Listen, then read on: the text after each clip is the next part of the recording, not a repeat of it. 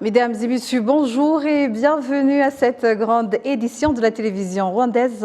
Et tout de suite, voici les grands titres. Le président de la République, Paul Kagame, estime que l'Afrique doit être confiante à eux-mêmes et d'avoir toujours la détermination de bien accomplir ce qu'ils peuvent faire. Le Premier ministre Dr Edouard Ngirente a représenté le président de la République Paul Kagame à la conférence sur l'investissement en Afrique qui s'est tenue à Marrakech, c'est au Maroc. Et à l'international, la ministre sud-africaine des Affaires étrangères, Naledi Pandor, lors d'une adresse devant le Parlement mardi, a appelé à un cessez-le-feu dans le conflit qui oppose Israël au Hamas.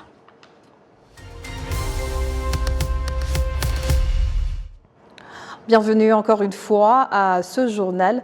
Le président de la République, Paul Kagame, estime que l'Afrique doit être confiante en eux-mêmes et avoir toujours la détermination de bien accomplir ce qu'elle peut faire. Le président Kagame a fait cette indication ce mercredi en inaugurant à Kigali Norskin, le plus grand centre d'entrepreneurs de la région. Le chef de l'État a indiqué que l'Afrique dispose de tous les atouts de développement. Africa being where we are, already speaks for itself in a sense that le fait que l'Afrique soit là où nous en sommes aujourd'hui parle de lui-même, dans le sens que là où nous sommes par rapport à d'autres pays à travers le monde montre qu'il y a quelque chose qui manque. Et sur ce manque que nous devons combler, avons-nous confiance en nous-mêmes?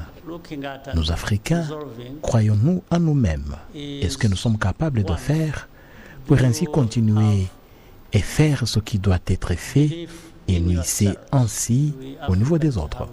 Autrement, je ne vois rien d'autre qui manque. D'abord, il y a cette confiance en nous-mêmes.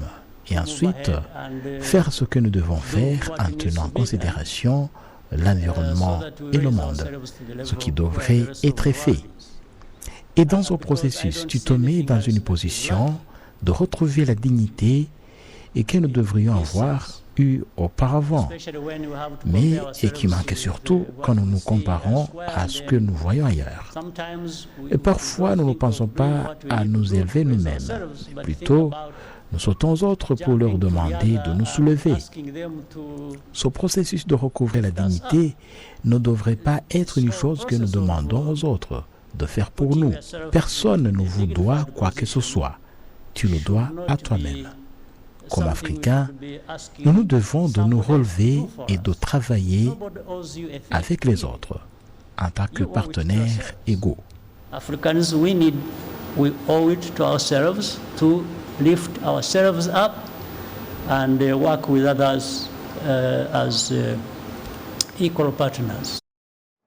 Le président Kagame a également fait remarquer que le Rwanda s'est engagé à assainir le climat des affaires pour attirer plus d'investisseurs. We are deliberate in Rwanda in terms of Nous sommes délibérés au Rwanda en termes de création de l'environnement qui nous permettra de réaliser ce que nous voulons réaliser de la même manière. Nous ne voulons pas dire particulièrement les Rwandais, et ça veut dire aussi les Africains ou autres personnes ailleurs dans le monde qui veulent investir chez nous, travailler avec nous. Cette manière de penser réduit les risques auxquels on serait confronté si quelqu'un s'engage avec nous et a cru en nous que nous pouvons faire des choses comme ça et faire comprover en termes de se tenir la main et d'aller de l'avant. Holding each other's hand and moving forward. Le président Kagame a également martelé de ce qui importe, c'est la valeur qu'on se donne indépendamment de sa taille. We need to ask ourselves, and it doesn't matter the size of the country. Nous devons nous demander nous-mêmes, et peu importe la taille du pays. Oui, le Rwanda est un petit pays, avec maintenant environ 13,5 millions d'habitants. Il y a des pays plus larges, même plus de 10 fois, et même plus. Mais cela vous empêche d'être important parce que vous êtes un petit pays. Je vous dis qu'un pays peut être petit, mais sa valeur peut être très élevée. Il faut avoir cet esprit. Voulez-vous être grand avec une petite valeur ou voulez-vous être petit avec une valeur élevée? Tu peux avoir une valeur élevée étant petit ou étant grand. Normalement, celui qui est très grand devrait nous donner une valeur très élevée. Mais ça ne se passe pas comme ça, vous le savez. Tu peux être très grand, mais d'une petite valeur, et tu peux être petit avec une valeur très élevée. It is all embedded, locked up in our heads. Le Premier ministre Dr Edouard Ngirente a représenté le président de la République Paul Kagame à la conférence sur l'investissement en Afrique qui s'est tenue à Marrakech, c'est au Maroc. Le Premier ministre a souligné que le Rwanda a mis en place des infrastructures de bonne qualité pour aider ceux qui souhaitent investir au Rwanda. Les détails avec Kwizera John Patrick. Your country, Prime Minister, under the leadership of President Kagame, is regarded by many as iconic when it comes. Ce mercredi à Marrakech se tient une conférence sur l'investissement en Afrique où le Premier ministre rwandais Dr Edouard Ngirente a exprimé ce qu'il apprécie dans ce genre de rencontres qui permettent de mettre en pratique la théorie qui existe autour d'une collaboration visant le développement du continent africain basée sur l'exécution de différents plans d'investissement. We used to discuss what you used to call Africa's potential. Now, I am at least happy that we're discussing action. Nous aimons parler des opportunités en Afrique. Maintenant, je suis heureux que nous parlions à propos d'un forum comme celui-ci où les gens parlent d'investissement. C'est une chose importante parce que maintenant, nous connaissons les opportunités en Afrique. Maintenant, nous connaissons notre potentiel et nous connaissons nos obstacles. Je suis heureux que nous discutions des obstacles, des opportunités qui existent et de ce qui devrait être fait. Mais aussi, comme je l'ai dit il y a quelques années, dans un forum comme celui-ci, nous savons ce qui devrait être fait et il serait convenable de l'exécuter. Si nous ne passons pas à l'exécution, c'est une perte de temps. Ce qu'il faut sur le continent africain, c'est travailler ensemble, avoir un plan commun. Le mieux, c'est que maintenant, nous avons une même vision Afrique 2063. And the good thing now is that at least we have a shared vision, Africa 2063. Le docteur Edouard Ngirente a également souligné que le Rwanda investit dans les infrastructures de base qui peuvent aider les visiteurs et ceux qui souhaitent investir au Rwanda. Au cours des 20 dernières années, l'économie du Rwanda a connu une croissance moyenne de 8% et la sécurité du Rwanda vient au premier rang pour attirer les investisseurs. The Rwanda security is a key factor in attracting investment in Rwanda. The country has been working toward creating a safe and a secure environment. Au Rwanda, la sécurité est un facteur important pour attirer les investisseurs. Le pays a fait de son mieux pour rendre le pays calme et tranquille, plan de sécurité. Ceux qui se rendent au Rwanda se sentent comme chez eux. Il y a la sécurité qui rassure les déplacements d'un coin à l'autre. Une autre chose que nous avons, c'est que nous avons investi massivement dans les infrastructures, les routes, l'électricité propre et les infrastructures de la technologie.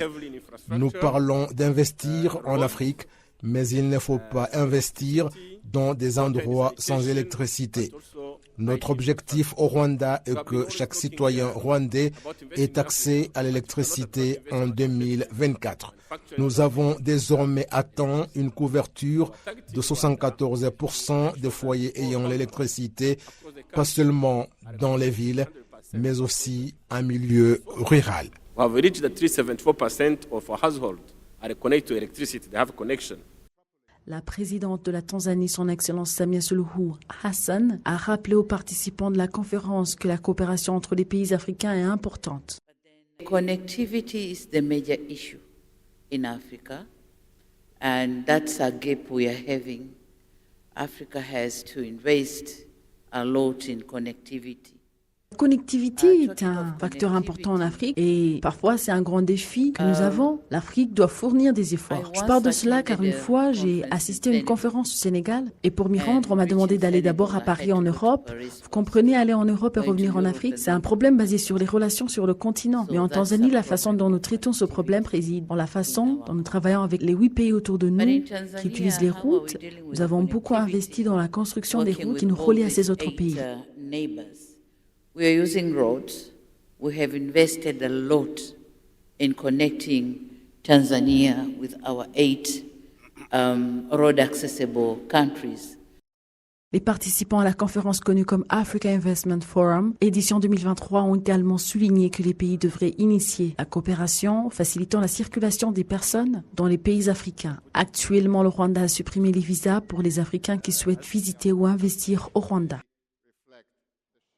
Les étudiants et chercheurs de l'Université du Rwanda se félicitent de l'impact des recherches effectuées par les étudiants sur la vie nationale. Le vice-chancelier chargé de l'administration et de la planification au sein de l'Université du Rwanda revient sur la place de l'innovation et des recherches dans cette institution.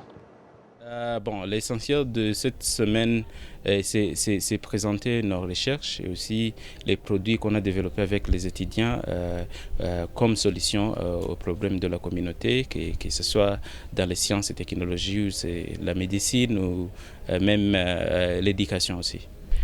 La recherche a toujours une partie théorique, ça c'est quelque chose qu'on doit comprendre.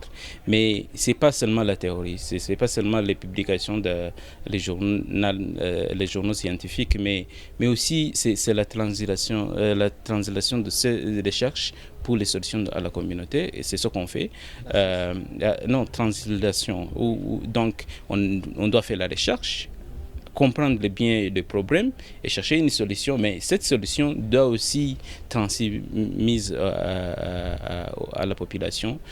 Donc, par exemple, on a fait des recherches sur les lampes solaires, mais ce qu'on fait aujourd'hui, c'est se demander comment on peut mieux faire pour que ce soit moins cher pour la population, mais aussi conserver l'électricité pour un peu longtemps plus qu'on avait. Donc, c'est dans ce domaine, mais aussi si on parle de la recherche et les innovations et la translation de la recherche à la communauté, il faut aussi parler de l'investissement. Le gouvernement rwandais a vraiment investi dans l'université et continue d'investir.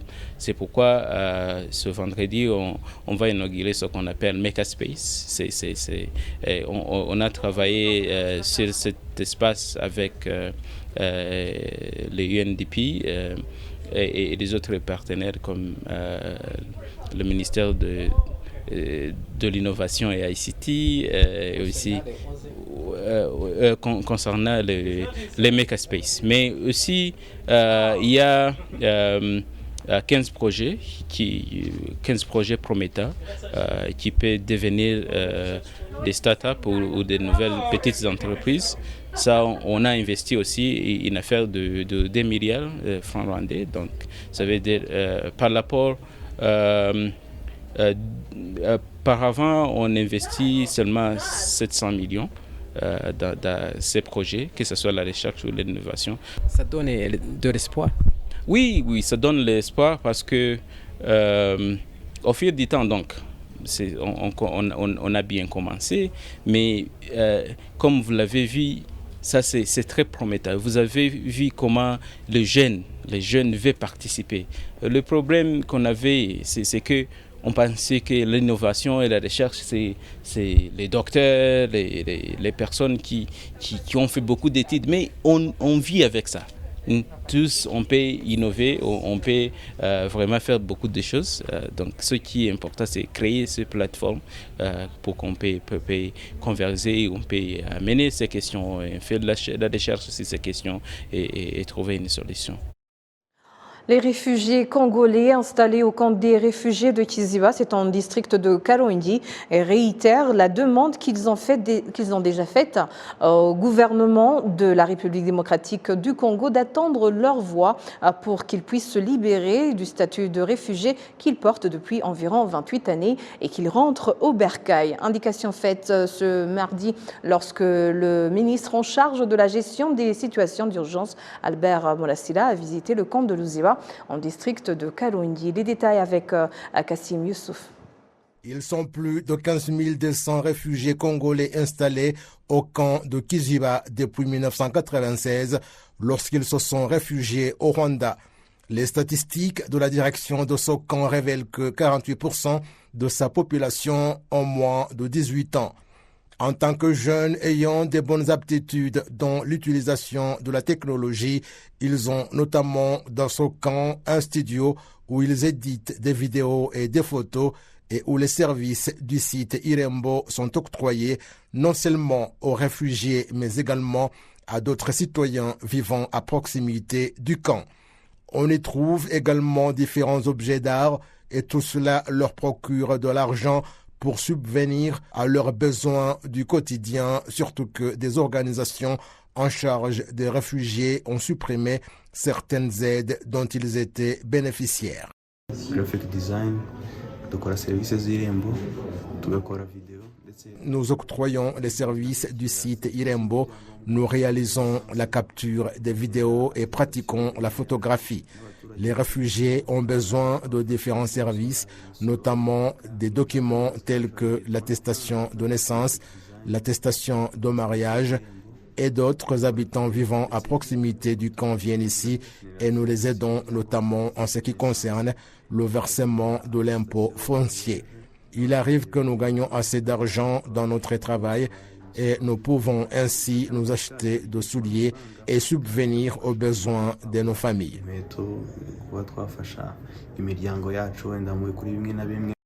Même s'ils font tout pour se trouver de solutions, leur souci principal est toujours le même, c'est-à-dire rentrer dans leur patrie, la République démocratique du Congo.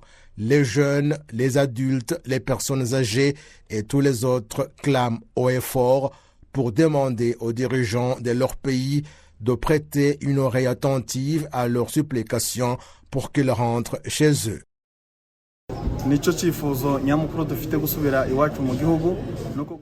Oui, notre souhait principal, c'est-à-dire rentrer chez nous au pays, mais malheureusement, les dirigeants au pouvoir au Congo ne nous accordaient pas nos droits. Nous demandons premièrement au gouvernement congolais d'arrêter la persécution et l'exclusion de certaines communautés, surtout celles des Tutsis, et ceux qui s'expriment en Kinyarwanda. Nous demandons par ailleurs aux organisations internationales à condamner le gouvernement du Congo et demander que tous les Congolais puissent jouir des mêmes droits dans leur pays. Les réfugiés congolais installés au camp provisoire de Ngamira en district de Rubavu souhaitent quant à eux que les États-Unis leur apportent du soutien pour que la paix soit rétablie à l'est de la République démocratique du Congo et que les groupes armés qui ne cessent de les persécuter parce qu'ils sont de la communauté Tutsi rwandophone soient neutralisés pour qu'ils puissent rentrer chez eux, surtout que l'aide que leur destinait le Haut-Commissariat aux réfugiés est réduite. L'ambassadeur des États-Unis au Rwanda, Eric Nidler, leur a en effet rendu visite ce mardi et ces réfugiés lui ont présenté leur situation et comment ils sont encadrés au Rwanda depuis qu'ils ont fui leur pays suite à la persécution dont ils sont victimes de la part des groupes rebelles armés, notamment le groupe terroriste de FDLR qui collabore avec les FARDC. Les Maïmaï nous ont persécutés parce que nous sommes de la communauté Tutsi. Ils ont également pillé nos biens. En fait, tout ce que nous avions à notre possession. Nous avons alors choisi de nous réfugier. Il nous a dépouillés de nos biens, notre bétail. Il a massacré nos proches. C'est pour cela que nous avons fui. Je suis maintenant enceinte. On m'a violée, mais ici, le Rwanda nous a porté de l'aide. C'est un membre de FDLR qui m'a violée. Les réfugiés d'Ongamira ont à cette occasion demandé aux États-Unis de neutraliser et éliminer tous les groupes armés opérant à l'est de la République démocratique du Congo pour qu'ils puissent rentrer chez eux. Ce que nous souhaitons de la part des États-Unis, dont l'ambassadeur nous a rendu visite, c'est intervenir pour que la paix soit rétablie et que nous puissions rentrer dans notre pays au Congo. Nous vivons ici une situation difficile, surtout que l'aide que le HCR nous destinait a été réduite. Ces groupes qui sont là et qui nous pourchassent doivent être neutralisés pour qu'ils nous laissent en paix et pour qu'ils cessent de nous soumettre sous le joug de la discrimination et qu'ils ne nous persécutent plus. Plus de 5000 réfugiés congolais sont provisoirement installés au camp d'Ongamira. Depuis que ce camp est opérationnel il y a une année, plus de 18 000 réfugiés y ont transité avant qu'ils ne soient transférés un peu partout dans le pays, dans d'autres camps qui sont bien équipés. Certains propriétaires de bars ainsi que certains résidents de la ville de Kigali n'apprécient pas la dernière décision prise par les autorités de base au niveau de certains secteurs de la ville qui ont appelé à la fermeture de ces débits d'alcool entre 6h et 18h. Interrogés sur cette question, certains responsables au niveau des instances de base indiquent que cette décision a été prise après plusieurs campagnes de sensibilisation appelant la population à une consommation modérée d'alcool. Les détails avec Patrick Nilidandi. Dans certains secteurs de la ville de Kigali, les tenanciers des bars ont reçu comme consigne non écrit, mais transmis de manière verbale, de ne pas ouvrir leurs établissements dans l'avant-midi. Les secteurs concernés sont Kimisagara, Gwezamenyo, en district de Nyarugenge, et pour le district de Kichukiro, il s'agit des secteurs Kigali, Mageragere et Nyarugunga. Cette décision unilatérale n'est pas du goût de tout le monde.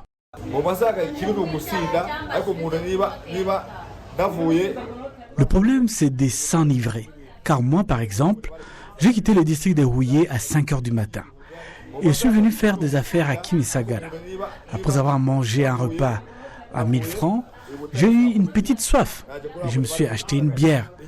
Le problème, selon moi, c'est de s'enivrer et perturber l'ordre public.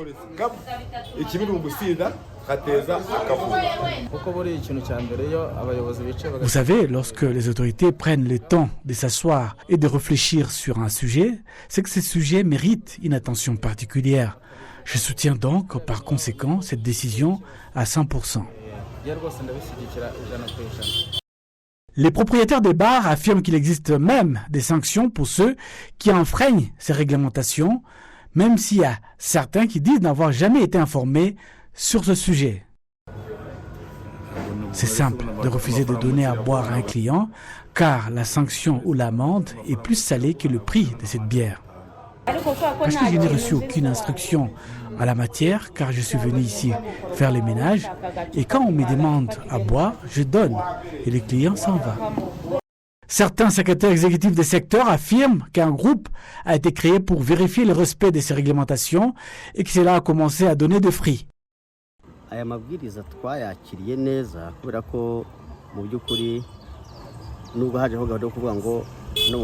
Nous avons très bien reçu ces instructions, car nous voulons encourager les gens à ne pas boire le matin entre 6h et midi. C'est trop tôt, mais plutôt encourager les gens à travailler. Avant de mettre en exécution cette décision, nous avons commencé par sensibiliser les citoyens au cours des travaux communautaires à abandonner la voie conduisant à l'ivrognerie. Et puis, nous avons mis en place des comités de suivi pour le suivi justement de cette décision. Et ces comités vérifient aujourd'hui le respect de ces instructions. Diverses organisations continuent d'encourager les gens à boire avec modération à travers la campagne intitulée « Buvons avec modération ».